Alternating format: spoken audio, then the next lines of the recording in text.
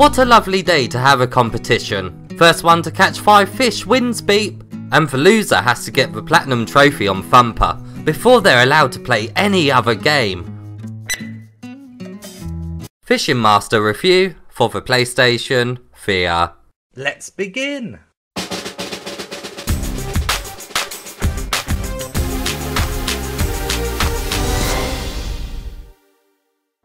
First up, let's take a look at the gameplay.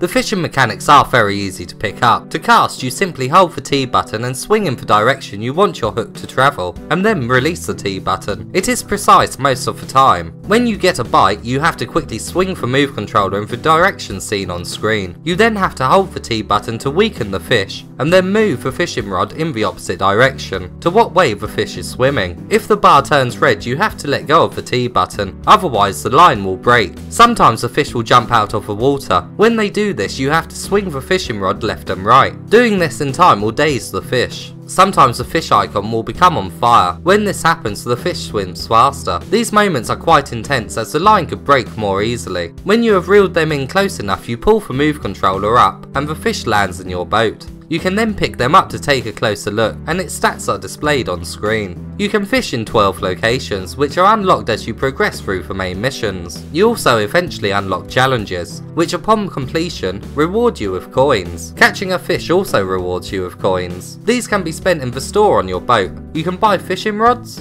wheels, bait, wire, and drinks. There really is a lot to buy if you're a completionist. From time to time you will have to spend coins to repair your equipment, as its durability does deplete. Eventually you unlock tournaments. These are quite big events with many different objectives. You'll definitely need to buy new equipment to win these. All of the fish you catch are saved in a book, but you have to go through each page separately, which is time consuming.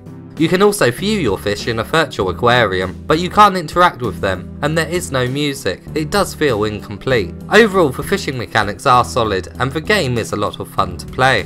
Now let's take a look at how immersive fishing can be on the PlayStation VR.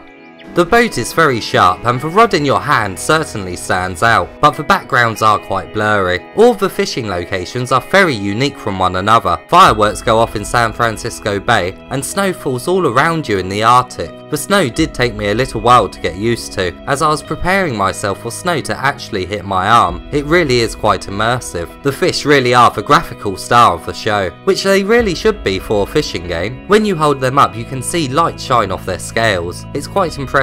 The slight rumble from the move controller as your rod visually bends from the weight of the fish really makes the move controller feel very much like an actual fishing rod. I also had to get used to knowing that I wasn't holding a fishing rod in the real world. I quite often expected the long virtual fishing rod to hit one of my walls in the real world. You have to cast out directly in front of you. You are not allowed to cast to the side of you. This is likely because of the PSVR's camera limitations. But these boundaries do break the immersion slightly, as the game mechanics do become clear. All the writing is visually easy to read, although it is very simple dialogue. You don't expect an amazing storyline for a fishing game, so it is okay, but it does have spelling mistakes, which is an oversight. You can change the music on the radio that is located next to you, although it is a bit pointless, because when you fish, a music track plays over it. The music is quite catchy, but obviously does become repetitive after a while.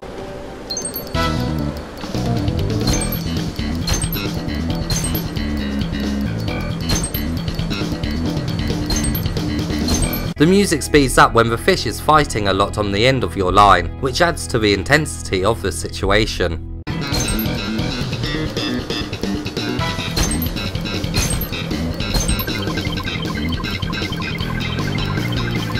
Now let's take a look at the setup and what controllers the game supports.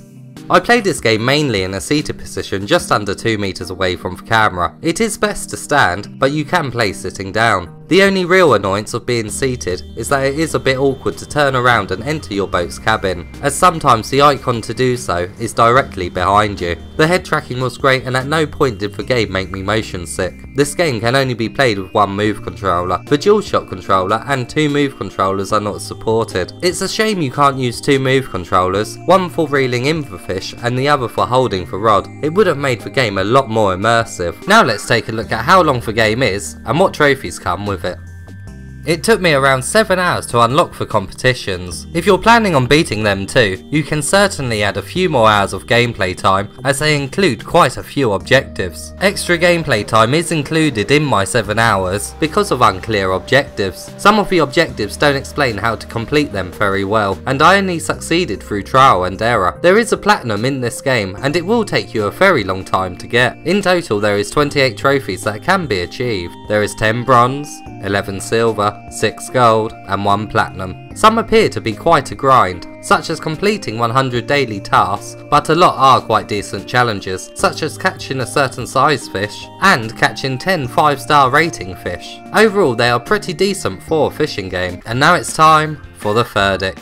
This is a fun fishing game and it really does work quite well, but after a few hours it does become very repetitive. The game could really benefit from more gameplay mechanics when you reel in fish. You really do get a sense of progression as you unlock new rods, as the fish that were once hard to catch become very easy. There is so much to buy in the store, it'll keep you busy for a long time. The lack of clear instructions on how to complete new objectives later on in the game becomes quite annoying. Eventually you do learn how stuff works, but having to go through trial and error should not be there in the first place. I can get quite addicted to collecting things in games, but the incentive to do so was unfortunately dampened due to there not being a quicker way to see what I had collected in my fishing book, and thanks to the lackluster aquarium. Overall there is a lot to do in this game, and fishing fans will most likely be able to overlook its repetitive nature, as the thrill of catching a new type of fish to add to their collection, and also being able to hold it up virtually to take a closer look, will be a big enough reward. The fishing mechanics do work really well, and it is a visual joy to see each fish that you catch fly towards you in slow motion. I give Fishing Master a score of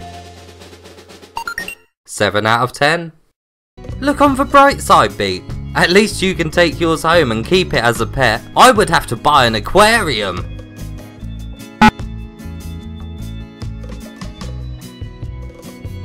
Ooh! Beat! I can't swim! I know there is some fishing fans out there. What do you think of this game? I would love to hear your thoughts on it. If you enjoyed this review and found it helpful, please give this video a thumbs up. It really does help me and Beep out.